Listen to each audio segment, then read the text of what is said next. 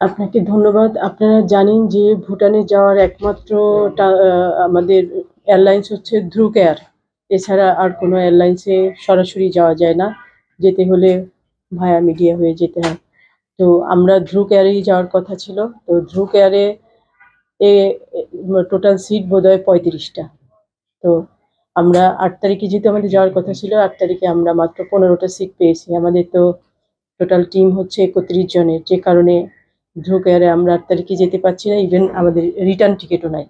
আমরা যে যাব ওখানে গেলে ভুটান ফুটবল ফেডারেশন আমাদেরকে ৫ দিন বা ৬ দিন থাকা খাওয়া দিবে। এরপরে তো আমাদেরকে দিবে না। তো আমরা তো ওখানে মাস ধরে বসে থাকতে পারবো না। পারবো? পারবো না। তো আমাদের অ্যাকচুয়ালি ফ্লাইট প্রবলেম ছিল। যে কারণে ৮ তারিখে আমরা যাচ্ছি না এবং এই উইন্ডোতে আমাদের খেলা হচ্ছে না। আমরা যাচ্ছি, আমরা ভুটানের সাথে কথা বলেছি। ভুটান এখন যেটা করছে সেটা হচ্ছে যে তারা আরেকটা টিম খুঁজছে ট্রাইনেশন করার জন্য। আরেকটা টিম খুঁজছে এবং আমরা এখনো পর্যন্ত যতটুকু কনফার্ম হয়েছি, আমরা এখান থেকে হয়তো ২২ তারিখে যাব। আমরা ২২ তারিখে এয়ারলাইন্সের ধ্রুক এয়ারের সাথে কথা বলেছি। ২২ তারিখের টিকিটটা আমরা পেয়েছি। রিটার্নটা এখনো কনফার্ম হয় নাই। ওইটা ভুটান ফুটবল ফেডারেশনকে বলা হয়েছে, তারা তাদের এয়ারলাইন্সের সাথে কথা বলে রিটার্নটা তারা কনফার্ম করবে একটা বড় ফ্লাইট দিয়ে। তো সেক্ষেত্রে ট্রাইনেশন হবে। এটা হবে end of the July or first week of August.